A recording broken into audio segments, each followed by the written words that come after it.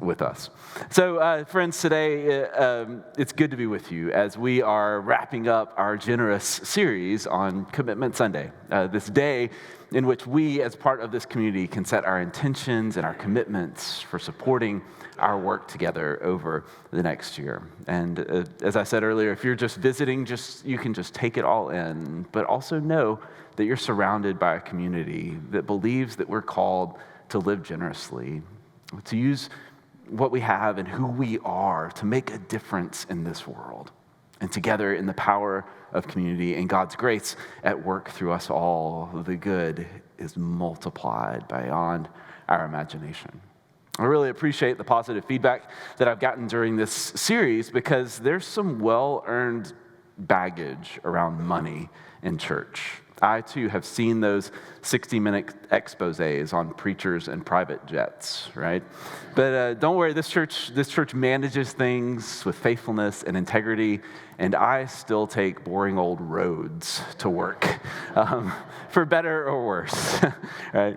But Jesus did often talk about money, but always as this invitation to something deeper, to consider where our heart is and how we see our responsibility to each other in this life. And so what if today, and really all of this, isn't really about money at all? What if it's also about something deeper, about something more transformative, about the healing and reconciling power of gratitude and generosity, and the profound purpose that we find when we participate in what God is doing? In Jesus' invitation, gratitude is a response to recognizing the gifts that surround us every day, that we ourselves are gift-born and gift-sustained in this life. Maybe, like me today, you're especially grateful for the sustaining gift of coffee this morning. That, too, comes from this abundant web of gifts from the earth to farmers to workers, to Carol Stearns, who every week makes it for us on Sundays. Here, we are surrounded by a gift that comes to us in that sweet, warm coffee form. But when we practice gratitude, all of a sudden our perspective widens, our hearts open, and we discover that we are part of this interconnected web of giving and receiving that's been supporting us all along. Gratitude turns what we have into enough. And generosity turns enough into a feast as we open our hands to share. No one has ever left a potluck here and said, I really wish I'd kept my Jell-O salad all for myself. Right? No, we give because we've experienced firsthand the abundance that comes from the diversity of gifts. And when we come to those places with open hands and open hearts together. And so I want to tell you a Jesus story that reveals something, I think, profound about gratitude and transformation, about experiencing belonging, but then helping build a world by opening our hands and our hearts so that others can experience it too. So Jesus is traveling through the borderlands between Samaria and Galilee. And the story says he entered this village, and 10 men with a skin disease, leprosy, approached him, but not too close. They keep their distance because they had to.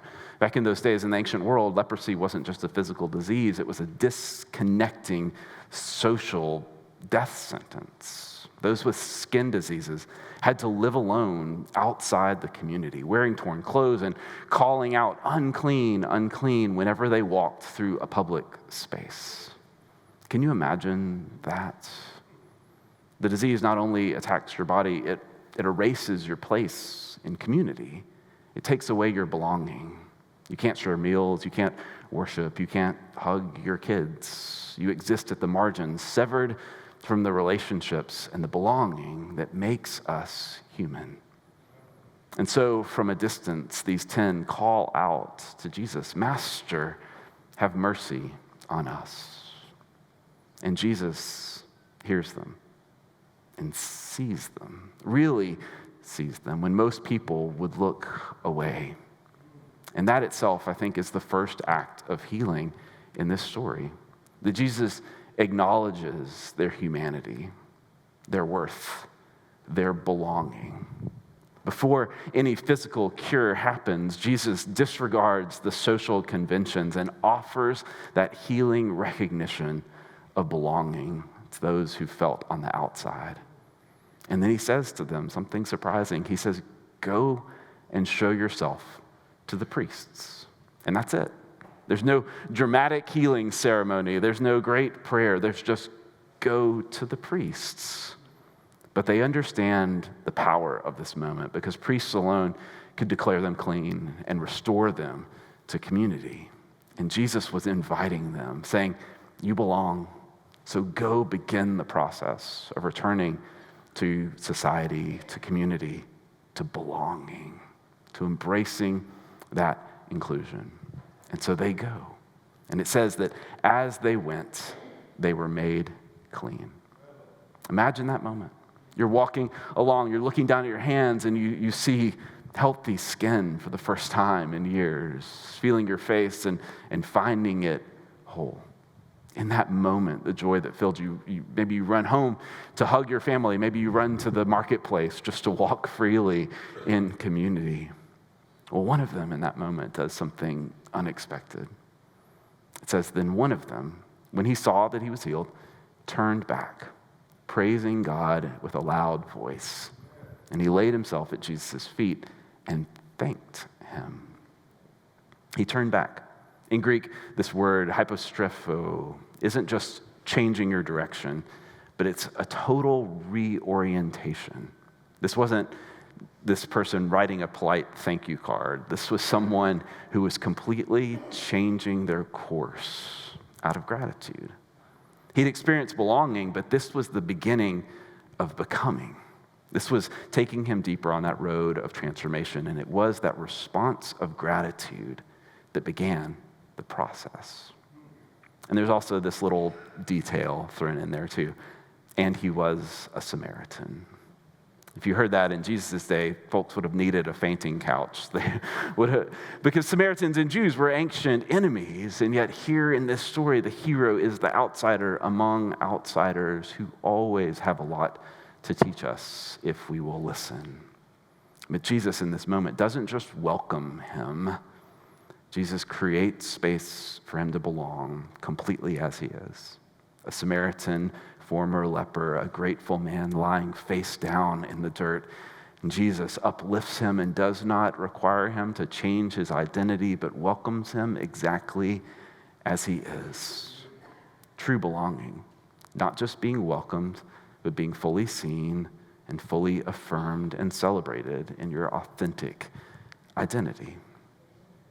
So many of us have experienced a little bit of that belonging here in this community, a place where our identity, our orientation, our faith journey and questions somehow have made us feel like outsiders in our world.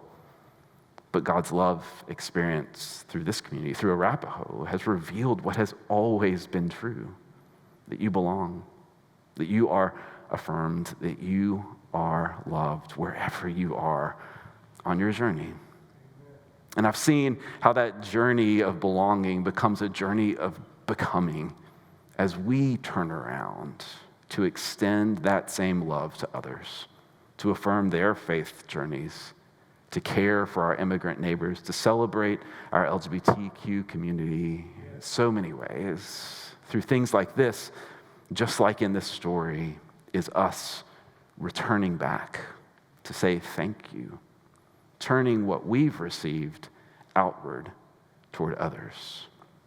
The 9 who didn't return weren't necessarily selfish. They did exactly what Jesus told them to do, right? But they missed the deeper transformation that gratitude can bring. Because when the grateful one returns, Jesus says this. He says, "Get up and go on your way. Your faith has made you well." Wait, wasn't he already healed? Well, this is this moment where Jesus shows us the deeper transformation. There's 2 different words here. The first one is katharizo. All 10 were made clean. But to the one who returned in gratitude, Jesus says, your faith has made you sozo. well. It's pointing to more than physical healing. It's wholeness, restoration, healing. It's that same word for salvation, too. This is about this sacred becoming. On the Samaritan's journey, it does not end with a physical cure or even with belonging. His gratitude begins to open the door to becoming more fully to who he was created to be. His response of gratitude begins this journey of transformation, of sanctification in the Methodist word, of sozo, of becoming who he truly is. And I get that. I too need more than superficial changes. I need that inward renewal, don't you? Gratitude reveals this life-giving grace that's beneath the surface of our everyday life, our everyday struggles, that takes us deeper into an experience and a perspective of grace. It makes me think of a moment a few years ago in our garden when it was wintertime, like it has been, and I was feeling a little sad as I watched our green garden turn back to brown and dirt, right? But then my kids go outside and they start digging, complete with safety cones. They're always OSHA compliant at our house. But beneath what looked like this lifeless soil, as they dug in the ground, they discovered an incredible web of life. Earthworms and roly-polies and all these creatures that were at work, even when I could not see them on the surface. And in this perspective, my seasonal pity party became this profound moment of gratitude for the web of life that's always at work, upholding us, sustaining us, transforming us. And gratitude invites us to the practice of digging just a little beneath the surface to discover the grace and the life and the gifts that have been there all along, supporting us. Recognizing that web of grace that upholds us, even when we can't see it. As Diana Butler Bass writes in her book, Gratitude, she says, the universe is a gift. Life is a gift. Air, light, soil, and water are gifts. Friendship, love, intimacy, family are gifts. We live on a gifted planet. Everything we need is here with us. That lens of gratitude shifts us from scarcity to abundance, from fear to trust, from there's never enough to look at all we have. And that, friends, is healing. And it begins to reconnect us and reconnect community. Ancient Mediterranean cultures were what anthropologists call gift economies. Gratitude created these relationships, and the exchange of gifts built relationships that were sustained by generosity. It was fundamentally different from the market economy that we live in, where transactions kind of end at the end of that transaction. But in a gift economy, it's not about paying back, but about paying forward, about continuing this cycle of generosity that builds and sustains community. And so the one who is returning is recognizing that belonging isn't a transaction, but it's an invitation to participation in that larger circle of grace that is building and reconnecting the world that God dreams for us all. At Arapahoe, we've been talking about that experience of belonging and becoming and building this world that God dreams for us. And the healing that happened for the Samaritan leper mirrors exactly that. Belonging, being fully seen and welcomed as we are. Becoming, experiencing transformation and growth as we let gratitude lead us deeper. And finally, building, joining that circle of grace to be part of healing and transforming our world into the just, free, and loving place that God dreams for us all. This journey that we are all on of belonging and becoming and building, it's gratitude that is the thread that connects all things. Gratitude for the truth that we belong. Gratitude that leads us deeper beneath the surface in our becoming. And gratitude expressed outwardly in generosity is how we join in the work of building. Generosity is the natural outflow of a grateful heart. And generosity is how we return, like the leper, to participate in the ongoing work of building a world where everyone belongs. Everyone can become who they were created to be. The great Quaker Parker Palmer writes that generosity is what happens when we move from the tight-fisted world of scarcity to the open-handed world of community. It reconnects us with others, and that's the journey that we are on, from isolation to belonging, from stagnation to becoming, from consuming to being part of the all-consuming work of building the world that God dreams. And generosity multiplies when we do it together. Last week we talked about this dream we have, this need we have to grow 5% this year in our generosity to keep up with costs and the growing church and youth and children and the critical need for the justice and missions and ministry of this church, Arapahoe, in our world today. And I was looking at this and just thinking, I can't do that alone, right? But together in the power of community, we can. You know, that 5% becomes this powerful thing together. Like if you're giving $100, it's $5. If it's 1,000, it's 50. Some of us can't do that, and some of us can do more than that. And so it happens together in the power of community. Together, our generosity turns our gifts outward. Generosity turns what we have into enough, and turns enough into a feast at a table of welcome and belonging for all people. So last week I saw that feast in action around one of our tables. We had a table out in the lobby. You may have seen this, where you were invited to write a postcard to our legislatures in support of public education in light of the funding that's being removed and threatened by the voucher program before our state houses. And last week, so many people stopped by that table that we ran out of postcards. And at the end of the day, yes, it's awesome. Not awesome that we ran out of postcards, but awesome that we responded like that, just in this overwhelming way. And this is like mind-boggling to me. Altogether, 2/3 of the adults that were here for worship that day took the time to write a postcard together. It was awesome. And the rest, the other third, just happened to go out a different door and miss the table, I think is really what happened.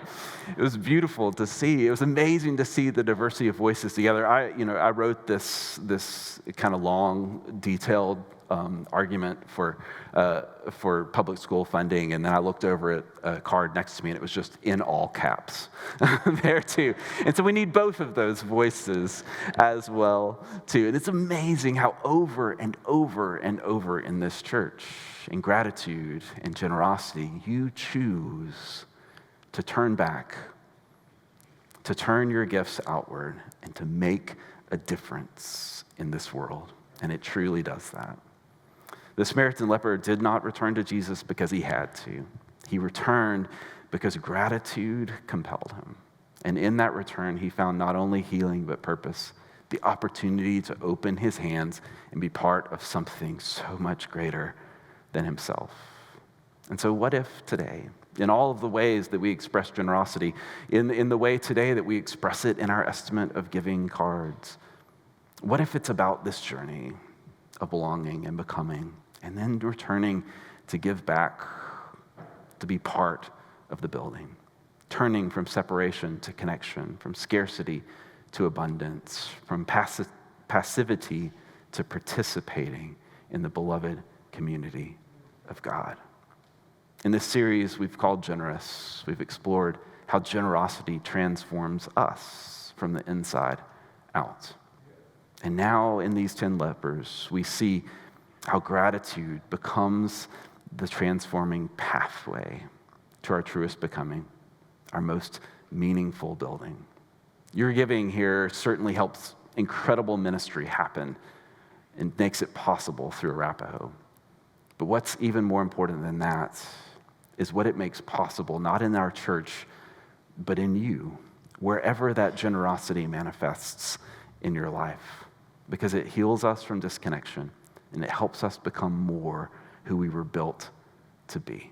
And it connects us to the web of grace that's been there all along as we work to do our part to weave this world back together through acts of justice, compassion, generosity, and participate with the God who is for us and before us in the repair and reconnection and healing of our world. And so later today, we'll have an opportunity to bring forward our estimate of giving cards. And I invite you today to approach that moment not as a transaction, but as a practice of returning in gratitude for all that we have received. A practice of responding to the grace that surrounds us and is in the soil just beneath our feet. The practice of participating in the healing of the world, ourselves included. And so before we go any farther today, I want us just to pause in gratitude, to take a moment to turn around and say, thank you, and notice the web of grace that's supporting us. We're grateful for the people who have loved and shaped us, for the community that surrounds us now, for the gifts of life and breath and possibility, for the God who knows us and loves us completely, for this place where we experience belonging, becoming, and the chance to be part of building a world where others experience that too. For all of these things and so much more, we are grateful. May the blessings not stop with us, but flow through us into the world around us to be multiplied together with the grace of God. May we have hearts of gratitude, and may those lead us to deeper healing. May it help us belong more fully, become more freely, and to open our hearts to build more faithfully that just, loving, free, and connected world that God dreams for us all. And so, thank you, God. And may our lives be the thank you that we return. Amen.